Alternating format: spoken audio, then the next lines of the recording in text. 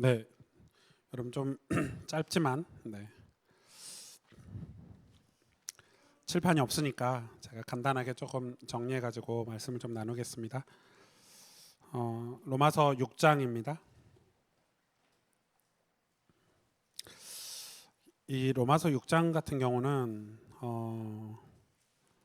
굉장히 우리가 이 복음을 이해할 때 굉장히 우리에게 많은 그런 이해도를 이렇게 주는 본문이죠. 로마서 6장은 제가 한 절 여러분이 한 절 교독할까요? 그런즉 우리가 무슨 말을 하리요? 은혜를 더하게 하려고 죄에 거하겠느냐?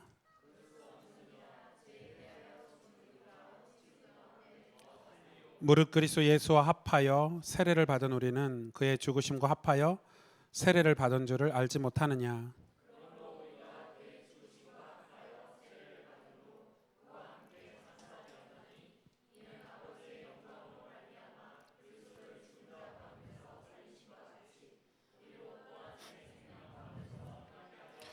만일 우리가 그의 죽으심과 같은 모양으로 연합한 자가 되었으면 또한 그의 부활과 같은 모양으로 연합한 자도 되리라.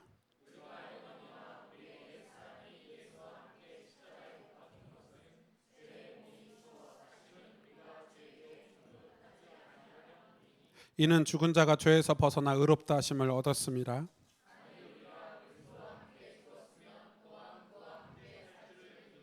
이는 그리스도께서 죽은 자 가운데서 살아나셨음에 다시 죽지 아니하시고 사망이 다시 그를 주장하지 못할 줄을 알미로라.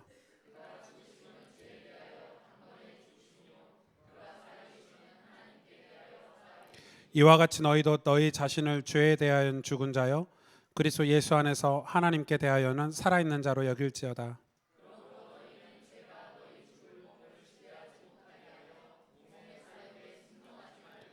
또한 너희 지체를 불의의 무기로 죄에게 내어주지 말고 오직 너희 자신을 죽은 자 가운데서 다시 살아난 자 같이 하나님께 드리며 너희 지체를 의의 무기로 하나님께 드리라.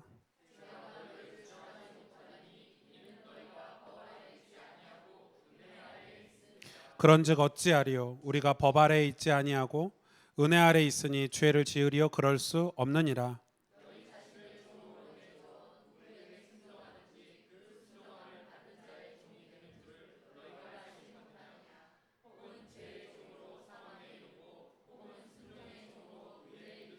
하나님께 감사하리로다. 너희가 본래 죄의 종이더니 너희에게 전하여 준 바 교훈의 본을 마음으로 순종하여 너희 육신이 연약함으로 내가 사람의 예대로 말하노니 전에 너희가 너희 지체를 부정과 불법에 내주어 불법에 이른 것 같이 이제는 너희 지체를 의에게 종으로 내주어 거룩함에 이르라. 너희가 그때 무슨 열매를 얻었느냐? 이제는 너희가 그 일을 부끄러워하나니 이는 그 마지막이 사망임이니라.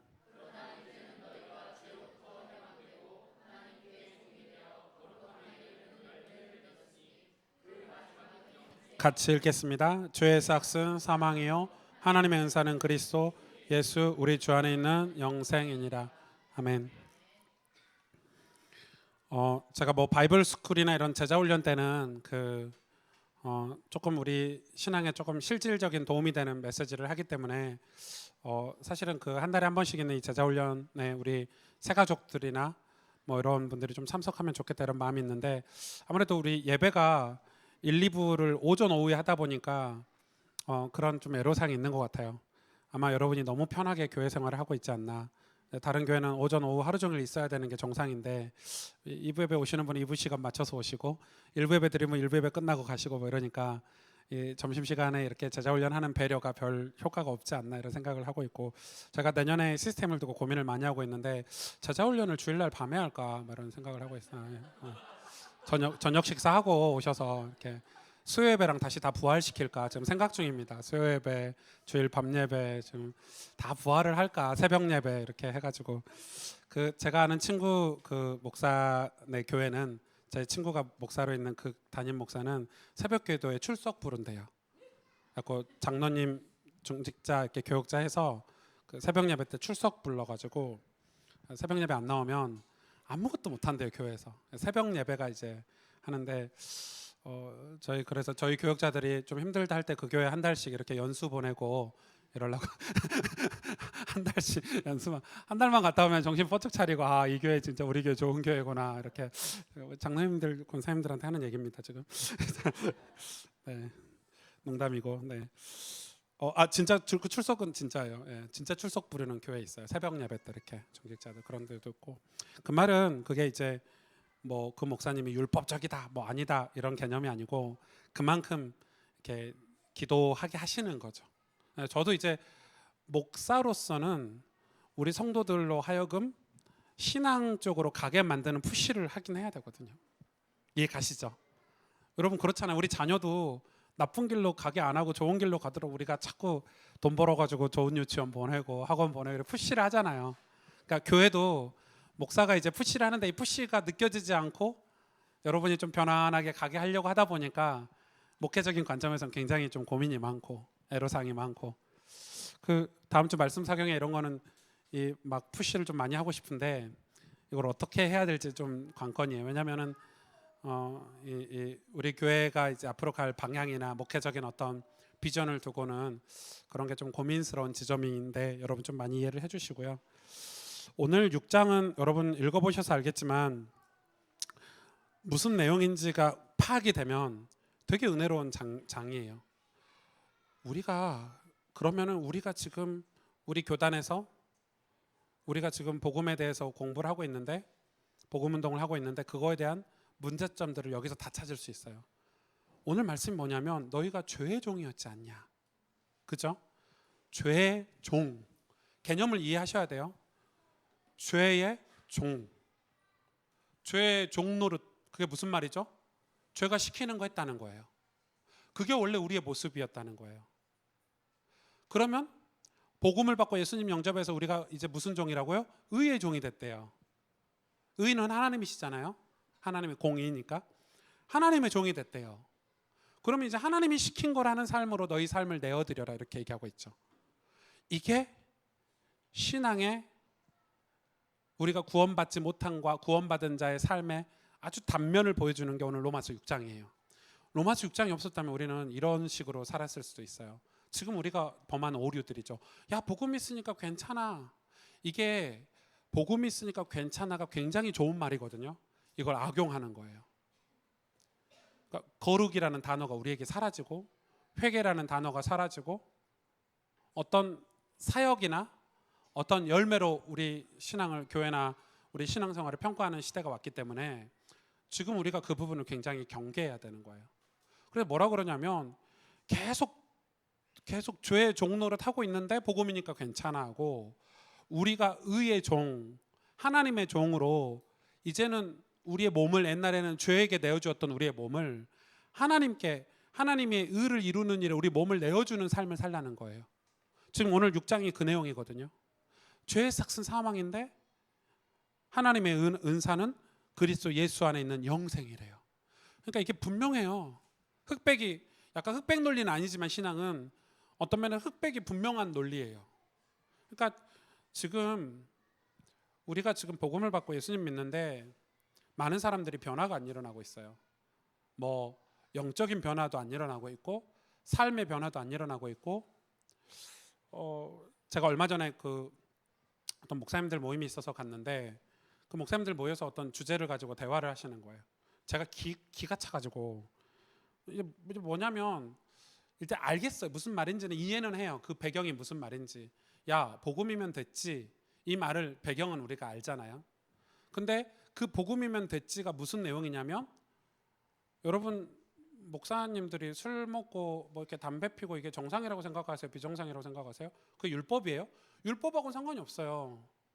제가 술 담배 하는 거를 평신도들이 그거 죄 아니에요. 구원받는 거 상관없어 하는 얘기하고 목회자가 자기 자신에게 그거에 대해서 복음으로 관용을 베푸는 거는 굉장히 다른 얘기죠. 저는 최소한 그렇게 생각해요. 우린 연약하다니까요. 술 담배도 할 수 있고 죄도 지을 수 있죠. 그걸 뭐라고 하는 게 아니고 그거를 정죄하자는 게 아니고 최소한의 어떤 신앙 양심적으로는 우리 마음에 내가 술을 끊어야지. 내가 담배를 더 이상 끊어야지. 여러분 그게 정상 아닙니까? 제가 지금 그 이야기를 하는 거예요. 내가 변화돼야지. 내가 하나님께 쓰임 받도록 내 몸과 몸을 주의 종으로, 하나님의 종으로 내어드리도록 애써야지가 정상인데 아예 그게 차단이 돼 버렸어요. 뭐라고 얘기하냐면 복음 있는데 괜찮아, 지금 그게 중요한 게 아니야, 이렇게 나오는 거예요. 그게 중요한 게 아니죠. 아니지만 그게 중요한 거예요, 성경에서는. 여러분, 오늘 이 로마서 6장은 굉장히 중요한 거예요. 그래서 사도 바울이 뭐라고 얘기하냐면 복음 있어. 그래서 시작할 때 그러잖아요. 우리가 은혜를 더하게 하려고 죄에 거하겠느냐, 이 말이에요. 죄 속에 있으면 은혜가 더 커요. 여러분, 죄 많이 지은 사람이 은혜를 더 많이 받겠어요? 죄 조금 지은 사람이 은혜를 더 많이 받겠어요? 죄 많이 지은 사람이 훨씬 은혜를 많이 받아요. 상식적으로 맞잖아요. 훨씬 그게 이 성경의 여러 비유로 이렇게 나타났죠. 죄 많이 지은 사람이 은혜를 훨씬 많이 받아요. 미안함이 더 많은 거예요. 근데 거기서 우리가 구원을 받았어. 예수님의 이름으로 그 죄에서 건진받아서 하나님 자녀가 되고 백성이 됐어. 그런데 우리가 은혜를 받으려고 다시 죄로 돌아가는 게 맞냐는 거예요. 오늘 성경에. 아니, 그 은혜를, 그 처음 받았던 그 은혜를 받으려고 다시 죄로 돌아가는 게 맞냐는 거예요. 아니라는 거예요. 이제는 우리는 어떻게 살아야 되냐?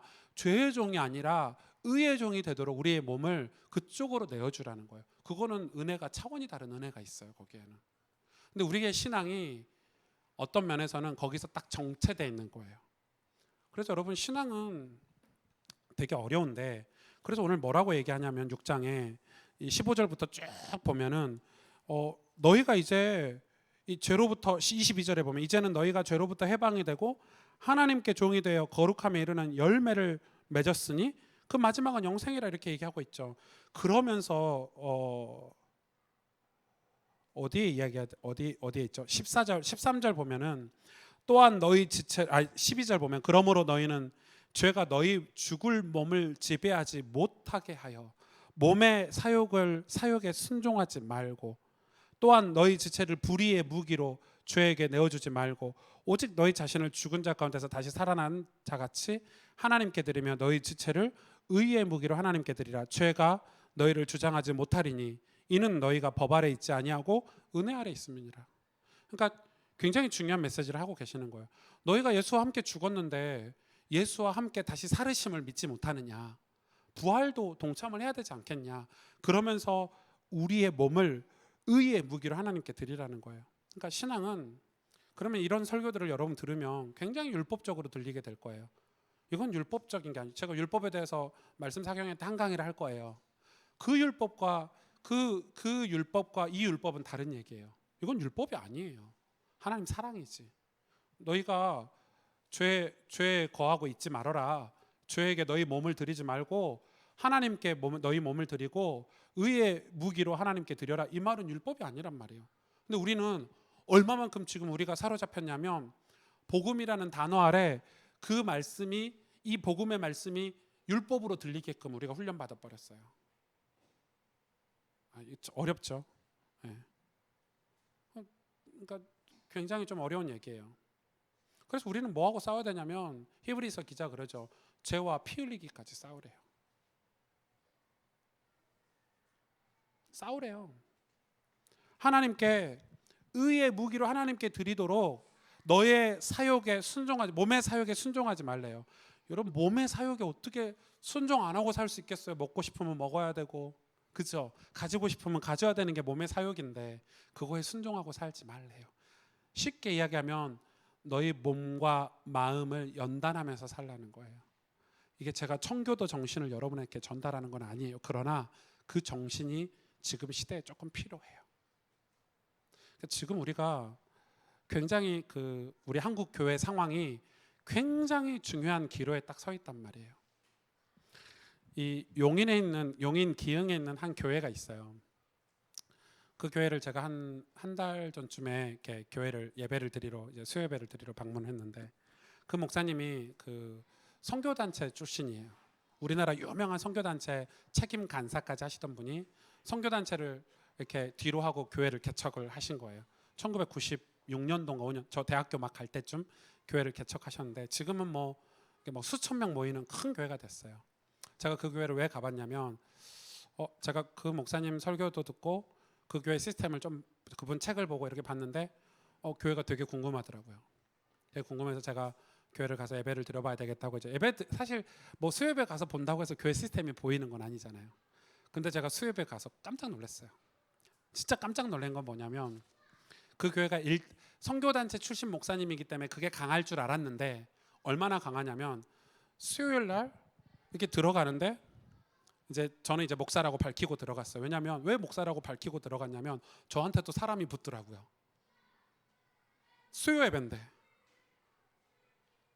제가 목사라고 안 밝혔으면 제가 그분한테 양육당하고 이렇게 수요 예배 내내 옆자리에 앉아가지고 잔소리 들을까봐 제가 목사라고 밝혔는데 그 교회는 그 교회는 그 장로가 없어요. 권사 장로를 안 세웠어요. 아예. 그럼 좀 비성경적인 것 같아. 선교단체 출신이니까. 그런데 뭐가 강점이냐면 예배 오면 자기가 맡아서 양육할 기간과 시간이 다 있더라고요. 그래서 수요 예배 때 장로님, 권사님 같은 분들이, 장로님 권사가 아니죠, 리더들이 수요 예배 앞에 쫙 서 있어요. 예배당 입구에. 자기가 양육하는 사람이 오면 딱 챙겨가고 같이 가서 예배 드리는 거예요. 예배 끝나면 포럼하고 1대1로 오늘 말씀 가지고 점검하고 그리고 가더라고요. 제가 정말 좀 쇼킹했어요. 그런 교회가 없잖아요. 그러니까 우리가 얼마만큼 둔한하면 영적인 거에 그냥 우리는 그냥 이 사람 배려한다고 어떤 교회의 어떤 분위기를 위해서 그렇게 하는데, 그래서 그 교회가 제가 되게 독특해가지고 봤는데 실제로 그렇게 하는 걸 수요 예배 때 보고 온 거야. 그러니까 되게 좋더라고요. 이거는 어떤 면에서 좀 불편할 수도 있지만은 어떤 면은 좀 불편하지. 그런 걸 싫어하는 저 같은 사람은 저는 너무 옆에서 막 이렇게 이제 그렇게 하면 좀 싫어하는데, 그래서 그 1대1 양육하는 리더 훈련만 세우는데 3년이 걸린대요. 그러니까 그 교회에서는 명예가 뭐냐면 장로가 되는 게 명예가 아니고 권사가 되는 게 명예가 아니고 1대1 양육하는 그 교사 리더가 되는 게 명예인 거야. 그 교회에서는 최소 3년이래요. 그거 하려면. 저는 그 교회 분위기를 아시겠죠? 교회 분위기를. 그래서 금요일, 지난주, 이번 대부분 큰 교회들이 이번 주에 다 수련회를 하거든요. 휴가 기간에 맞춰서 금, 토, 오늘까지 해서 그 교회 수련회 하는데 전 수련회 생방송으로 어제 봤는데 목사님이 설교를 막 기가 막히게 잘하거나 이런 게 없어요. 그런데 포인트가 뭐냐면 딱 이거예요.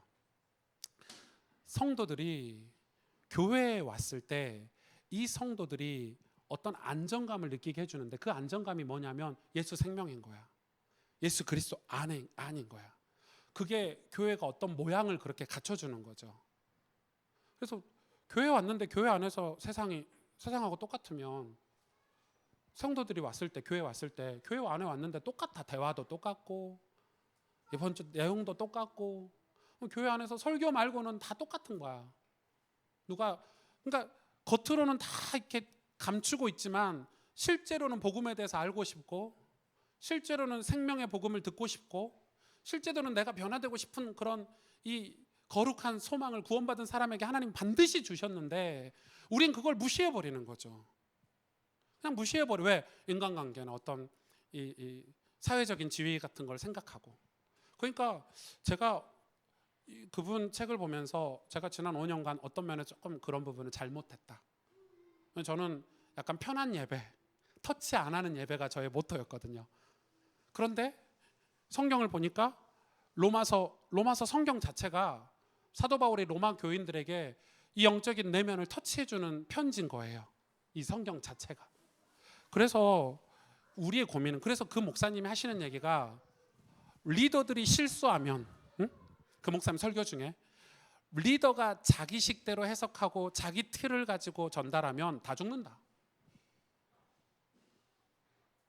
그런 리더 훈련을 청교단체처럼 시키는 거야. 근데 제가 보니까 그 교회 성도들을 보니까 얼굴이요 너무 좋아요. 제가 볼 때 예배를 드리는데 곳곳에서 그런 느낌이 드는 거예요. 그냥 막 마지못해서 수요예배 와가지고 막 몸 비틀면서 졸다가 이렇게 가는 게 아니고 곳곳에서 다 짝져가지고 이렇게 앉아가지고 예배 끝났는데 안 일어나요. 안 나와요. 저 혼자 나오는데 아무도 안 일어나지 이런 느낌. 전부 1대1로 포럼하고 있어요. 그러니까 수요예배 말씀을 그 자리에서 예배가 끝나면 양육해 주는 거지. 사실 동등된 입장으로 포럼하는 게 아니고 믿음 있는 사람이 믿음 없는 사람에게 양육해 주는 거예요. 그게 있더라고요. 제가 진짜 영감을 얻었어요. 도전이 됐어요. 그게 한 3주 전 제가 덕평 갔다 오는 길에 그 수협에 드리고 왔는데 되게 도전됐어요. 제가 그 교회와 그 교회 목사님을 여러분의 이야기 안 할 거예요. 다 갈까 봐. 그 정도의 디펜스는 하고 제가 네, 기흥에 있어요, 형님. 기흥에. 네, 제 시커먼 저의 속을 너무 많이 웃으시는 거 아니에요, 집사님, 윤 집사님? 그래서 그 농담이고, 네, 뭐 소개해도 뭐 상관없는데, 그래서 그런 부분에 있어서 우리가 어떤 면에서 우리가 교회가 이런 쪽으로 우리가 죄에 그냥 방치되고 살고 있는 성도들이 너무 많아요. 근데 그거를 복음이니까 괜찮아하고 두는 건 옳지 않다는 거예요. 그걸 그냥 우리 자신을 죄 속에 있는 우리의 모습을 하나님이 그냥 두시지 않는다는 거예요.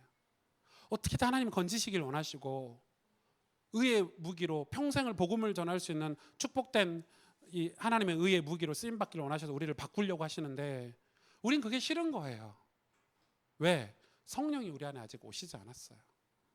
성령이 우리 안에 오셨다면, 성령이 우리 안에 강하게 오셨다면 우리는 반드시 거룩에 대한 소망이 생겨요.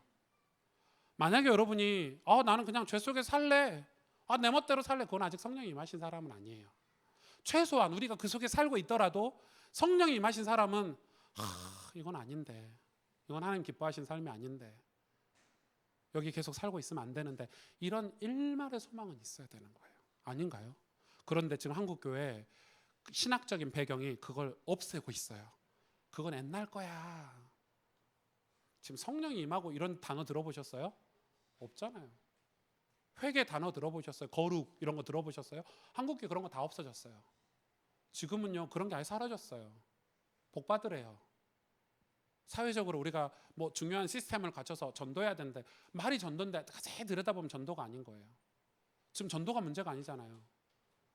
전도는 우리가 진짜 성령이 임하셔서 우리가 진짜 변화되고 의의 무기로 쓰임받으면 하나님이 역사하세요. 우리 삶을 사용하신단 말이에요. 그런데 지금 그거에 대한 심지어 저하고 가까운 목회자들도 이런 포럼이 안 돼요.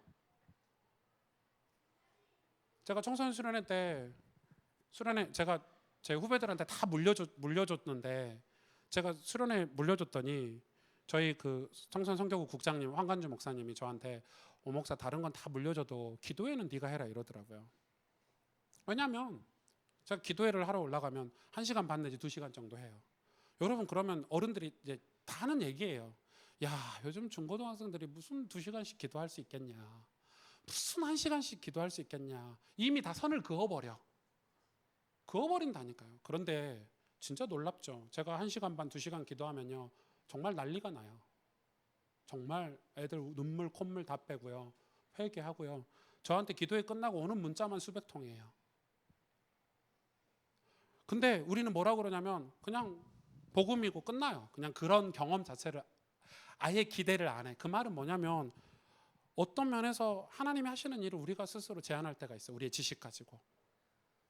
굉장히 위험한 거죠. 그래서 오늘 로마서 6장에 이야기하는 거예요.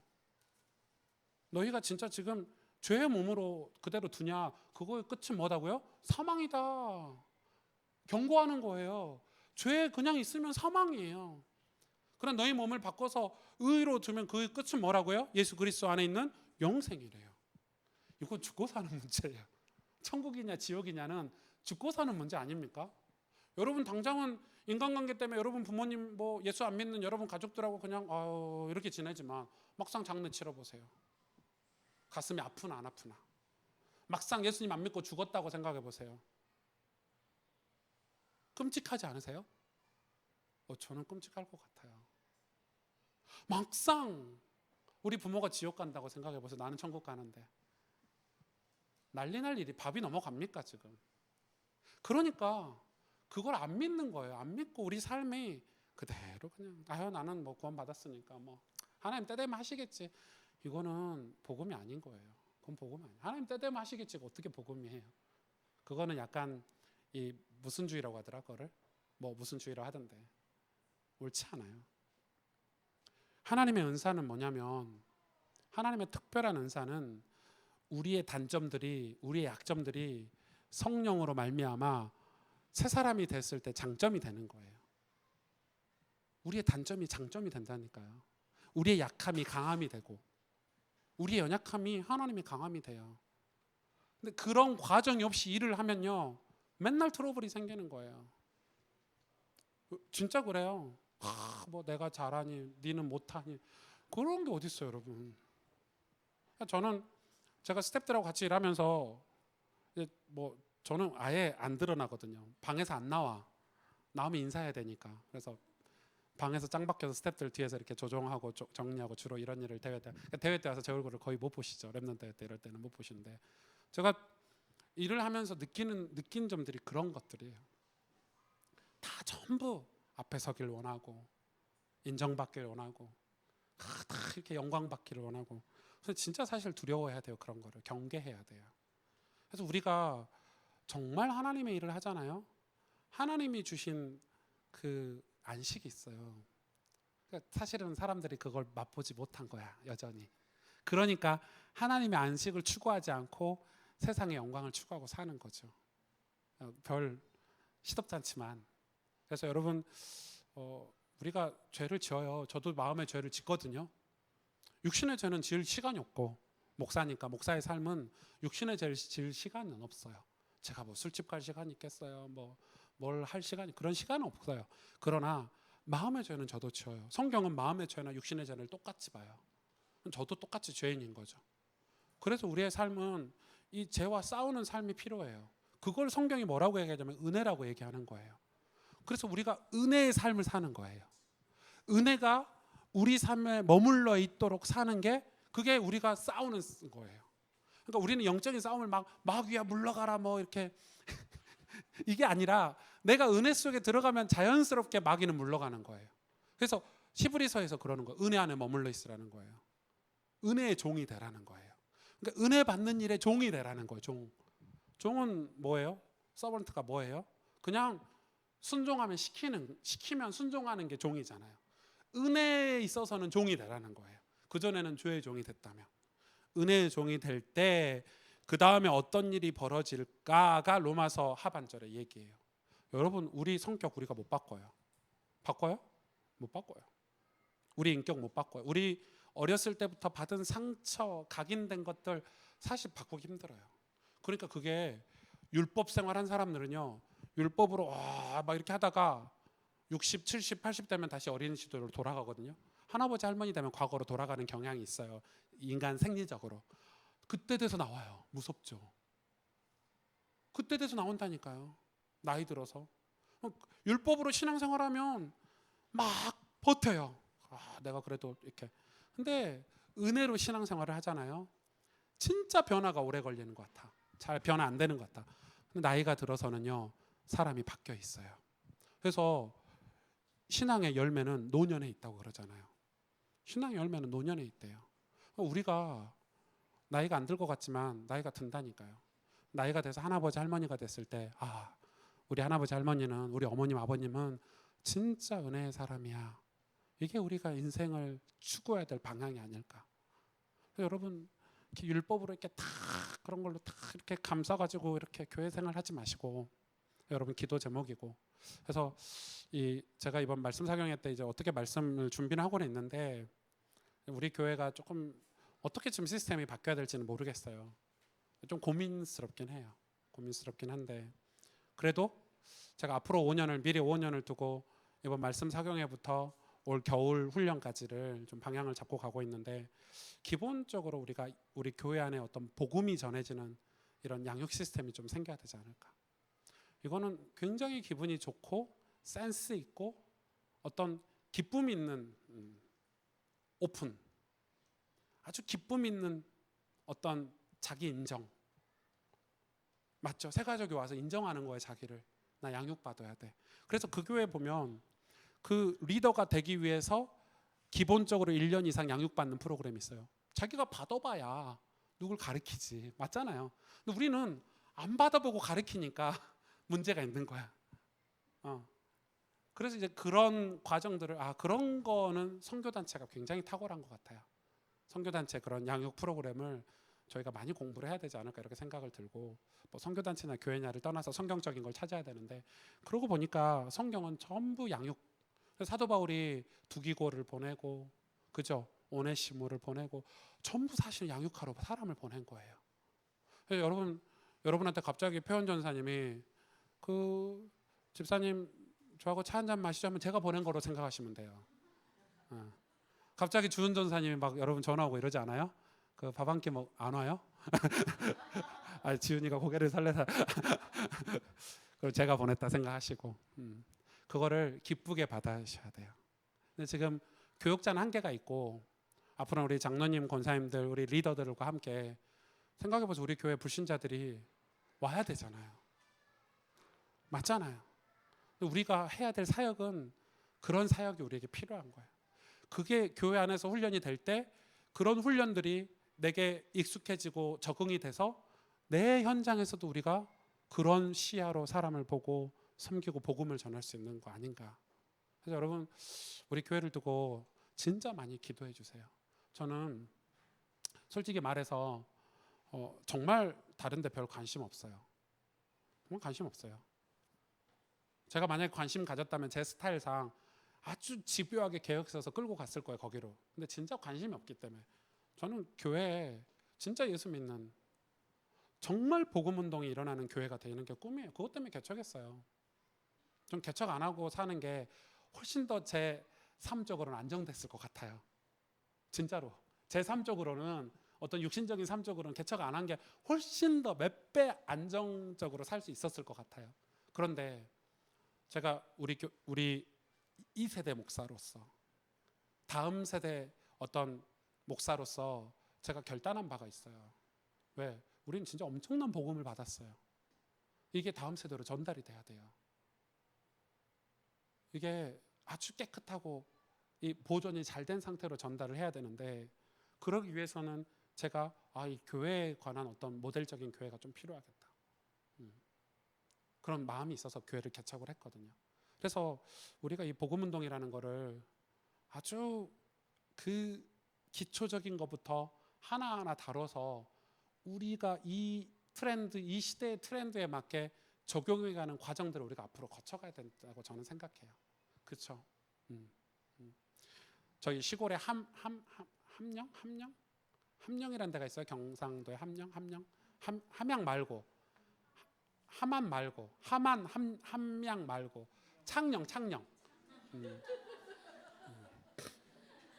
거기에 제 대학원 후배 목사가 교회를 개척을 했어요. 근데 거기는 완전 시골이야. 그냥 면. 거기 이제 할아버지들 전도하려고 이제 버스 타고 이게 이런 데로 가야 돼. 그러면 이제 시골 분들이 농번기 때 이럴 때는 교회가 텅텅 빈대요. 근데 그 목사님은 좀 무식해. 칠판에다가 설교하기 전에 칠판에다가 이 설교 본문을 내용을 다 적어놔. 설교할 때 이미 적혀 있어, 설교 내용이 큰 글씨로. 그리고 색깔 분필로요, 줄 쫙 그어놓고. 왜요? 할아버지 할머니들이 오시니까. 이해가 가시죠? 그래가지고 그 할아버지 할머니들하고 글씨도 A3 용지로 다 이 설교 이 내용을 또 복사해. 이걸 다 나눠줘, 주일날. 그러면은 평일날은 또 가, 교육자나 중직자들이 그것도 읽어주고 성경 찾아주고 설명해주고. 그게 히트를 한 거야, 쉽게 말하면. 교회가요 막 난리가 났어요. 막 부흥하고 난리가 났어. 그걸 강남의 모 교회가 하려고 가지고 왔어. 교회에서 난리가 났어. 말도 안 되는 거라고. 왜냐하면 서울에서 그거 하면 돼요, 안 돼요? 칠판에다 이렇게 적어놓으면 되겠냐고. 서울 다 대학 나왔는데, 서울 사람들은.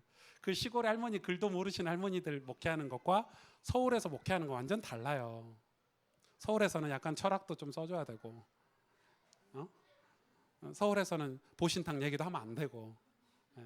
제가 개척 초기에 보신탕 얘기했다가 교회 예배 분위기 싸늘하고 나중에 신방 다녀보니까 집집마다 강아지들이 다 있더라고요. 광주에서는 보신탕 얘기하면 성도들 좋아하시거든요.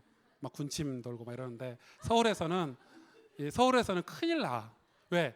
애완견이 다 있어, 집집마다. 심지어 저희 저희 친척 저희 말은 안 하겠지만 갔더니 거기도 여행 이 설교 들으면 안 되는데 제가 속으로 저희 입도 뻥끗 안 하잖아요. 그리고 서울에서는 뭐 정치 얘기를 아주 지혜롭게 필요할 때 결단 있게 나라가 위기에 있을 때는 설교를 해야 되겠지만 평상시에는 그런 정치 얘기를 할 필요가 없는 거예요. 근데 전라도에서는 정치 얘기 해야 돼요. 안 하면 난리 나요. 대구에서는 정치 얘기를 해야 되는 거야. 왜? 그게 어떤 정서가 다 다르더라고요. 제가 왜 이런 얘기를 하냐면 트렌드가 중요한 건 아니에요. 그러나 우리가 그 트렌드 때문에 또 반대로 핵심 본질을 잃어버릴 때도 있다는 거예요. 제가 너무 조심스러운 거예요. 여기는 대구 사람도 있지, 부산 사람도 있지, 광주 사람도 있지, 여기는 서울대학교 나온 사람도 있지, 아닌 사람도 있지. 우리 교회는 엄청 부자도 계시지. 또 저기 뭐 지하 옥탑방에 사는 분도 계시지. 그러니까 제가 너무 지난 5년간 이렇게 조심스럽게 이렇게 그러다 보니까 뭘 놓쳤냐면 복음을 진짜 이 좋은 성령의 역사를 제가 전달하는 일에 좀 미흡했지 않나. 제가 이제 지난 5년간의 목회를 정리하면서 제가 정리한 것 중에 하나예요. 여러분 교회 와서 양육받고 양육하는 거는 지극히 뭐다? 정상이다. 올바른 거다. 부끄러운 게 아니에요. 우린 누구인가는 양육을 받아야 되고 우린 누군가를 양육해야 되는 사람이에요. 그게 교회 안에 편만해야 돼요. 그래서 저는 그 교회가 좀 무식하긴 한데 수요일 날 쫙 서 있길래 무슨 수요예배 때 인사하러 나오는 사람 저렇게 만나 안에 들어갔더니 텅텅 비어 있어. 그 말은 다 데리고 들어가려고 서 있는 거야. 일찍 와서 자기가 양육하는 사람들을. 좀 멋있더라고요. 좀 감동받았어. 그날 예배 가서 좀 감동받았어. 그리고 주보에 그런 1:1 양육 관한 내용들 기록들이 다 들어가 있어요. 주보에. 그러니까 프로그램이 완전히 거기에 꽂혀 있는 거야. 꽂혀 있는 거야.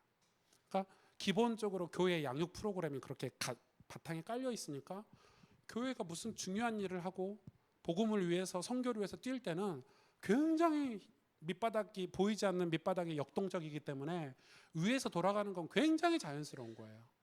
맞죠? 여러분 큰 위에서 이렇게 여러분 이번 랩넌트 대회 여러분 일반 참석해서 이렇게 영상으로 보신 분들은 와 은혜롭다, 와 대단하다 그러죠. 밑바닥은 죽어나요.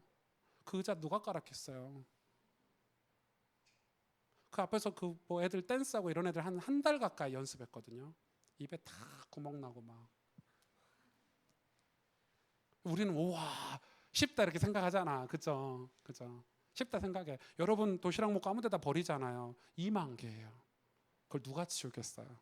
그러니까 밑에서는 미친 듯이 하루에 3시간, 2시간만 자고 스태프들이 이렇게 막 미친놈들처럼 이렇게 있어요.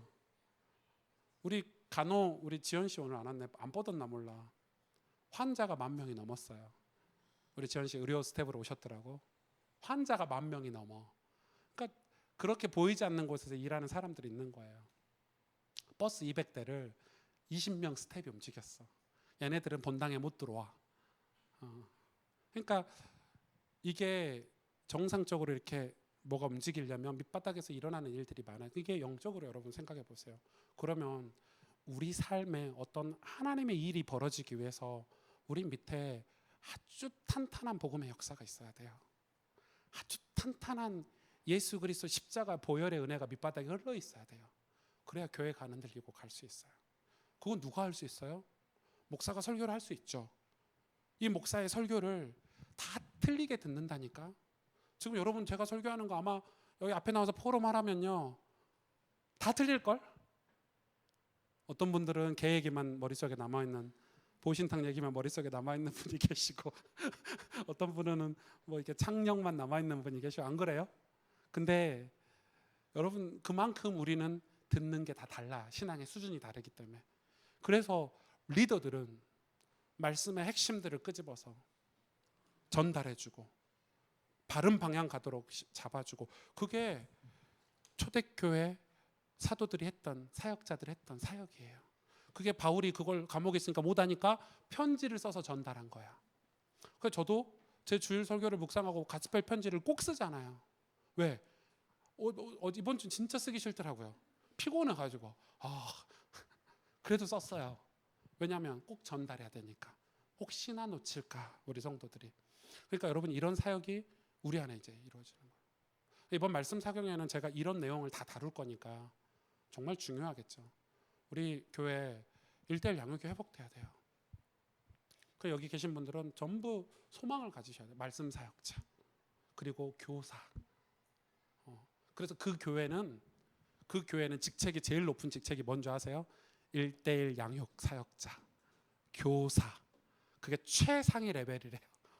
완전 선교단체처럼 좀 해놨어. 교회인데 선교단체 같이 프로 장로가 없어요. 권사가 없어요. 왜?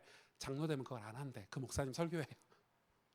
장로 되면 그거 안 할라는데 뒷짐지고 이러고 다니니까 그런 거는 아무나 하는 거, 그런 거는 내가 하는 게 아니다면서 안 한다는 거야. 그러니까 권사 되면 그런 거 안 한대. 밥한다고. 그래서 그 교회는 모든 교회 청소 밥하는 걸 전부 직원 돈 헌금 많이 하세요. 그래서 그걸로 다 해야 돼요. 사실은 우리는 해야 될 게 말씀 사역을 해야 돼요. 그걸 하지 말라는 게 아니에요. 오늘부터 청소는 안 한다 이렇게 하고 기쁜 마음으로 말씀 사역하면 빼줄게요. 네. 오늘 좀 내용 중요하죠. 우리가 앞으로 조금 결단하고 갱신해야 될 부분인 것 같아요. 여러분 조금 교회에서요 이렇게 눈 부르켜서 뛰고 보셔야 돼요. 보고 주일날은 부부가 좀 갇히지 말고 네. 주일날은 좀 떨어져 있고 뭐라는 거 아니에요. 네. 아깝잖아 은실 집사님. 저 사람 하루에 2명씩만 만나도 주일날 1년이면 100명을 만날 수 있는데 저 귀한 초엘리트 상담가가 남편하고 계속 주일날 함께 있잖아. 그러니까 약간의 그런 마음으로 주일날 우리가 그 1:1 양육에 관해서 우리가 조금 회복해야 되겠다. 또 이렇게 말했더니 또 아무나 붙잡고 또 목사님이 시켰다 하면서 또 아무나 붙잡고 앉아봐라 옆에 앉아봐라. 그걸 앞으로 교회가 행정으로 뒷받침이 돼야 돼요. 이 사람 성향이 뭔지 이 사람 직업이 뭔지 다 파악해서 맞는 사람을 붙여야 돼. 이해 가시죠? 그런 행정팀도 필요해 이제. 그래서 이제 은실 집사님은 그런 일에 좀 쓰임 받을 거야 앞으로. 왜냐하면 그걸 제대로 봐줘야 돼. 그죠? 맞잖아요. 그걸 도와줘야 돼. 그래서 오네시모 같은 사람도 필요한 거예요. 왜? 그런 사람이 새신자들이 교회 오니까. 그러니까 이런 게 그래서 교회가 그런 복음 행정이 필요한 거예요. 뒷받침이 돼야 돼요. 연결해주고 조인해주고. 그럼 여러분 시간 내서 돕고. 그리고 여러분 마음 담아서 이렇게 섬겨주고 돌봐주고. 그 성경에 보면 한 가지만 하고 마칠 텐데 남편을 그리스도를 대하듯이 섬기라 그러잖아요. 아내들이요 남편을 그리스도를 대하듯이. 그거 좋은 말 아니에요. 그리스도는 어떻게 됐어요? 십자가에 죽었어요. 잘 못 알아들으시네. 그러니까 남편이 죽어야 돼 십자가에서. 아내가 남편을 그리스도께 하들 하래. 그게 상반관계예요. 그게 돼야 이게 되는 거예요. 그래야 내 아내를 살릴 수 있는 거야. 그리스도는 그리스도고 교회가 여자잖아요. 우리가 은혜를 받으면 십자가 은혜를 받으면 섬기게 돼 있어요. 또 우리가 섬기면 은혜를 받게 돼 있어요. 이게 완전 뭐라 그래요? 뗄 수 없는 관계인 거예요. 우리가 1:1 양육하는 것도 그런 케이스예요. 주입식으로 전달하는 게 아니에요. 맞죠? 내가 양육하는 사람이 이 사람이 나를 양육한 거에 대한 기쁨이 있어야 돼요. 이 사람이 나를 양육하는데 내가 양육받는 입장에서는 안정감이 있어야 돼요. 제가 누구를 만나자 했는데 목사 만나기 싫은데 왜 연락 오시지? 이러면 저는 실패한 거죠. 그러면 그 사이에 그 사역들을 어떻게 해야 되는지 이제 그런 거를 우리가 체계화해서 같이 훈련을 해야 되는 거예요. 어떻게 사람을 접근하고 어떻게 마음을 열고 이 사람에게 어떻게 복음을 전하기 위해서 우리가 언행을 바꾸고. 여러분 교회 안에 언어도 다 바뀌어야 돼요. 교회 안에서 말도 다 바뀌어야 돼요. 사실은 우리가 작은 천국이라고 교회를 이루고 사는데 말이 밖에 말보다 더 세. 어쩔 때는 어쩔 때는 상처를 준단 말이에요. 그냥 쟤 죽어버려라 하고 던지는 말들이 너무 많다니까요.